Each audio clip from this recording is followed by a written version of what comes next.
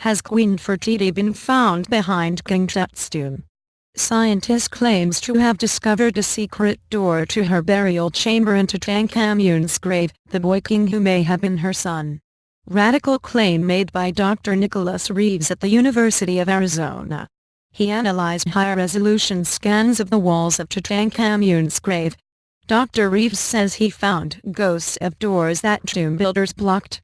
The door on the north side contains the undisturbed burial of the tomb's original owner, Nefertiti. Dr. Reeves argues. Almost 100 years since its discovery, the tomb of Tutankhamun, the boy king of ancient Egypt, continues to reveal its secrets. A researcher claims to have found a ghost doorway hiding beneath the plaster on the wall of the burial chamber, which he believes leads to the tomb of the ruler's supposed mother, Queen Nefertiti. Famed for her exquisite beauty, the grave of Nefertiti, or the Laddie of the Two Lands, has been lost for centuries since her sudden death in 1340 BC. Previous DNA analysis has suggested King Tutankhamun's mother may have been a mummy known as the Younger Lady, who is also thought to be his father's sister. However, there are some Egyptologists who claim that it is actually Nefertiti, the chief wife of Pharaoh Akhenaten and mother to 6 of his children, who is Tutankhamun's mother. Dr. Nicholas Reeves, an English archaeologist at the University of Arizona, has now provided new evidence to support these claims in a report published by the Amarna Royal Tombs Project. After analyzing high-resolution scans of the walls of Tutankhamun's grave complex in the Valley of the Kings, Dr. Reeves spotted what appeared to be a secret entrance. He described how he uncovered the ghosts of 2 portals that tomb builders blocked up, one of which is believed to be a storage room. The other, on the north side of Tutankhamun's tomb, contains the undisturbed burial of the tomb's original owner, Nefertiti. Dr. Reeves argued. If Dr. Reeves is correct, the hidden tomb could be far more magnificent than anything found in Tutankhamun's burial chamber. He believes it is her tomb due to its positioned to the right of the entrance shaft, which is far more typical of Egyptian queens rather than kings. The small size of Tutankhamun's burial chamber, given his standing in the Egyptian history, has baffled experts for years, and Dr. Reeves' theory could suggest that it was built as an addition to an existing tomb, his mother's. Tutankhamun's burial chamber is the same size as an antechamber, rather than a tomb fit for an Egyptian king, for example.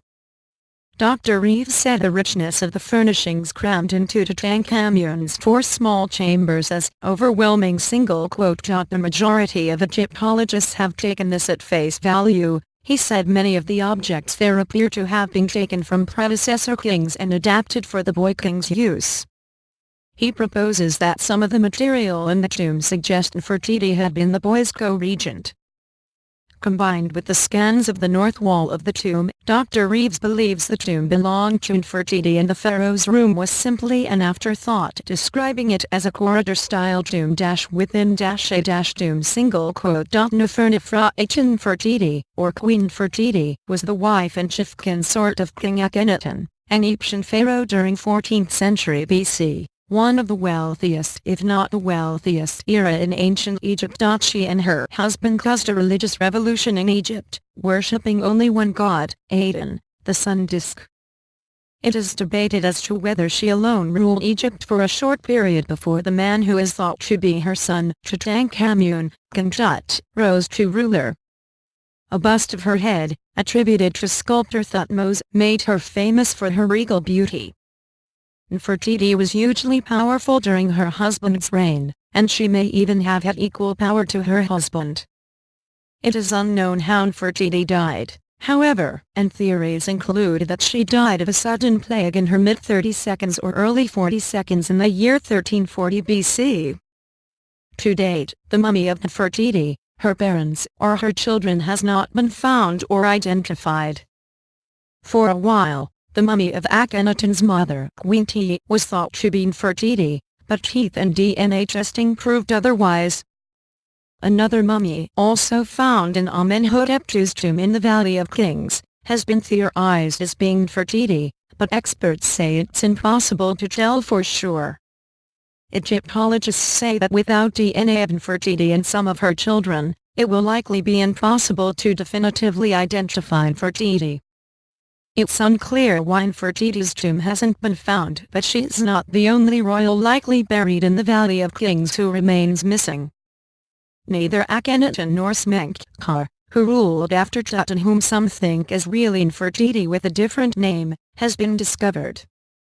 Despite huge interest in finding her tomb, large swaths of the Valley of the Kings still haven't been explored. The opening of what is believed to have been Nefertiti's tomb is decorated with religious scenes, perhaps in a ritual to provide protection to the chamber behind it, he said. Only one female royal of the late 18th dynasty is known to have received such honors, and that is Nefertiti, Dr. Reeves writes.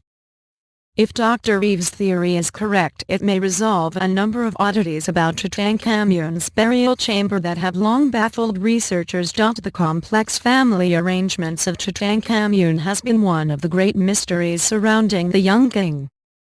While his father was known to have been Pharaoh Akhenaten, the identity of his mother has been far more elusive. In 2020 DNA testing confirmed a mummy found in the tomb of Amenhotep II was Queen Tiye, the chief wife of Amenhotep III, mother of Pharaoh Akhenaten, and Tutankhamun's grandmother.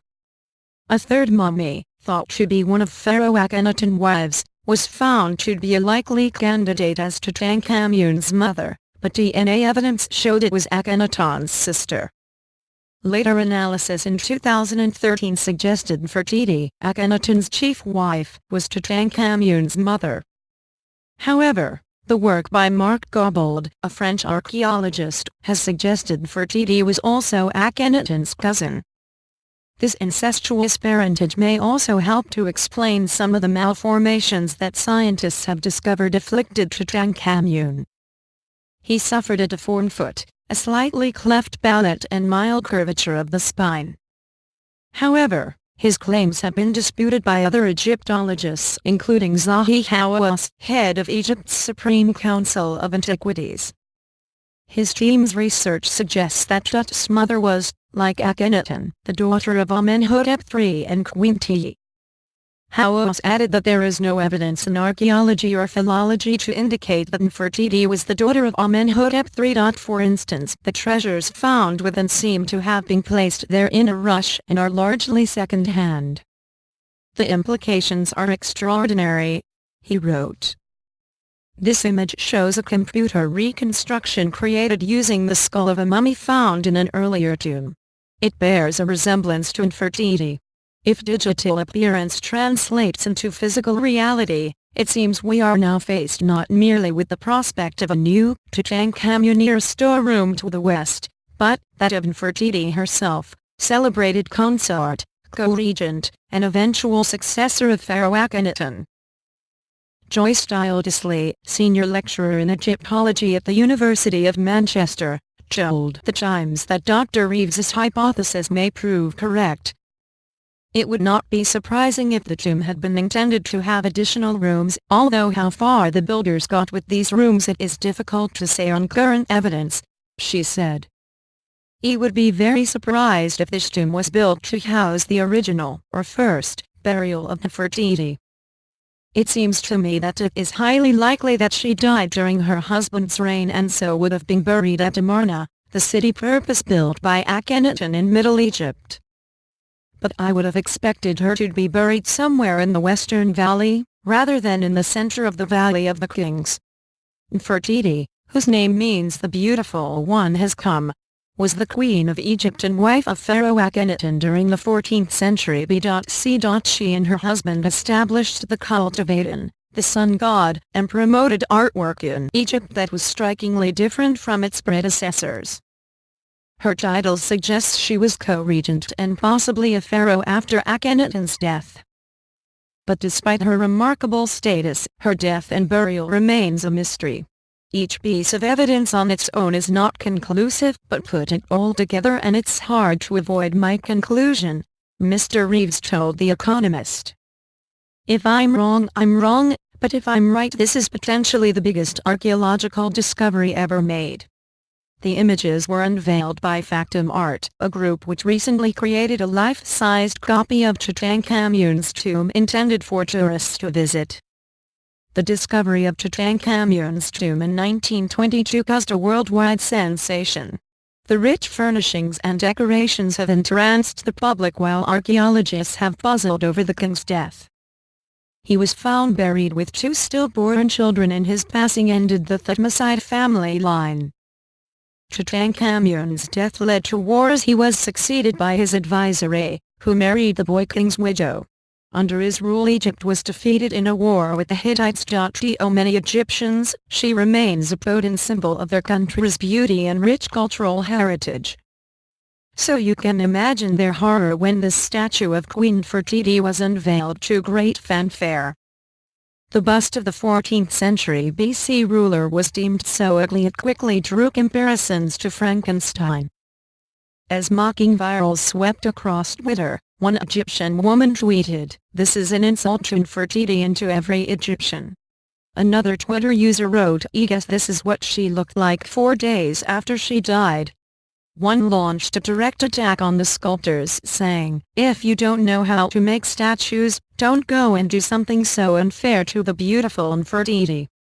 The statue, which was installed at the entrance to the city of Samalot, was intended to be a replica of the famously beautiful 3,300-year-old bust unearthed in Amarna in 1912. But the groundswell of criticism was fervent. Officials had last month removed the statue after just a few days.